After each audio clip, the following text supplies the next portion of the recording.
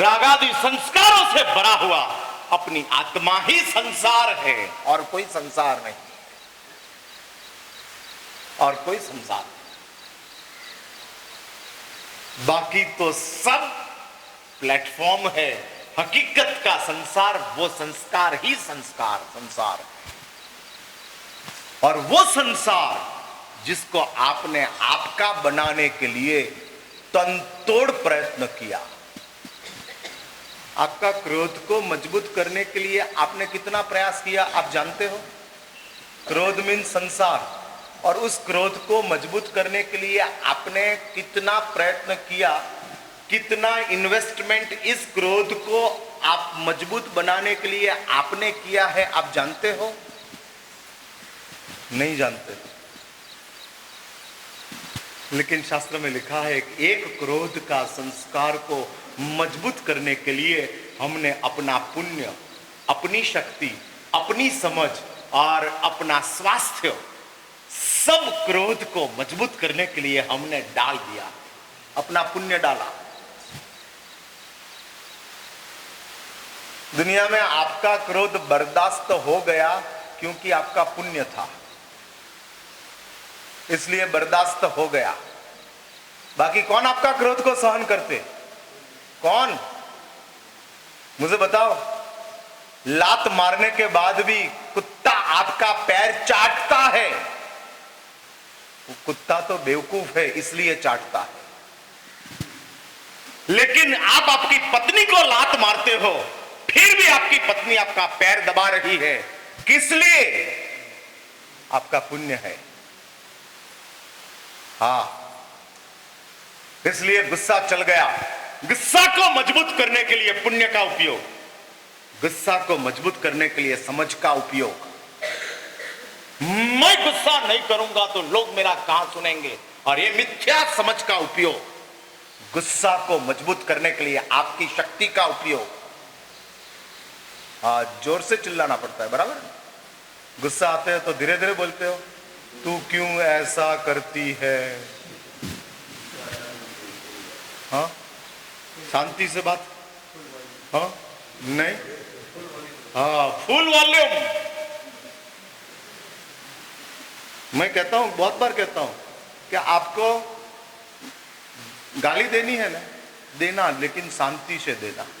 हाँ, हाँ, शांति से देना। तेरा बाप का क्या बिगड़ता है, ऐसा नहीं, तेरा पूज्य पिताजी का क्या खराब होता है। हाँ, बोलो ना, क्या तकलीफ है? जो मैसेज देना है वही जाएगा। तेरा बाप का क्या बिगड़ता है, वही मैसेज तेरे पूज्य पिताजी का। हाँ, क्या जाता है। हाँ, पूज्य पिताजी। हाँ, तेरा पैर तोड़ डालूंगा, नहीं, मैं तेरा चरण को खराब कर दूंगा।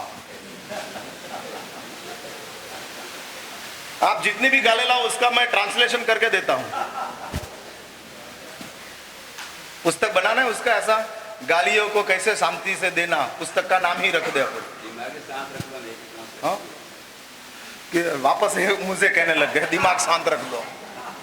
आपके घर वाले आपको कह कर थक गए। हाँ, शांत रहो, शांत रहो। हो जाए तो हाँ, जरूरत ही नहीं है। कभी कभी क्या होता है पता है, जिस आदमी को पढ़ाई नहीं करनी होती उसको टेक्स्ट बुक लेनी पड़ती है। हाँ, ऐसा होता है। इसलिए एक गुस्सा को मजबूत करने के लिए पुण्य, समझ, समय, शक्ति, ये सब हमने दे दिया, और गुस्सा को हमने मजबूत करके रखा, और गुस्सा ने हमको बर्बाद करके रखा है। जिस गुस्सा के साथ हम ऑनेस्टली रहे, वो गुस्सा ने हमारे साथ बेईमानी की। दुनिया के तमाम संस्कार जो हम अपना बनाने के लिए जाते थे, वो तमाम संस्कारों ने हमको कभी अपना माना नहीं, क्योंकि हम हकीकत में संसार की सोसाइटी की व्यवस्था ही नहीं है।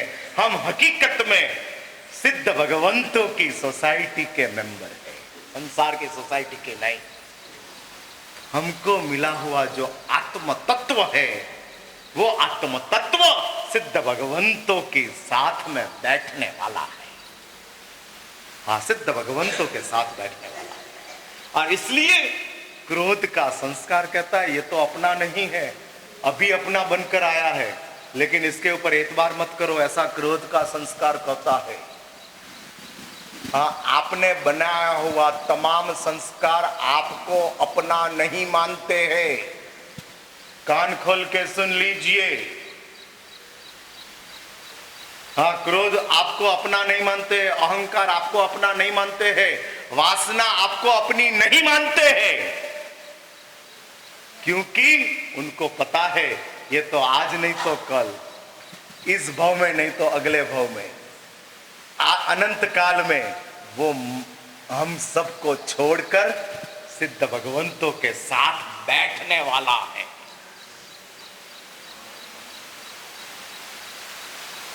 और वो सिद्ध भगवंतों के साथ बैठने के हिसाब से वो अपना नहीं। और इसलिए शास्त्र में कहा है कि जिस संस्कारों के पीछे आपने अपना पुण्य लगाया है,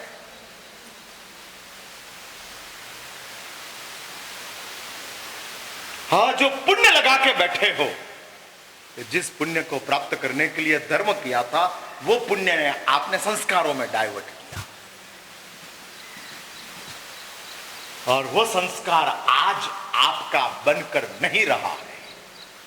और इसलिए शास्त्र में कहते हैं कि धर्म के अर्थी लोग सबसे पहला संस्कारों को अपना नहीं मानकर जीवन की शुरुआत करते हैं।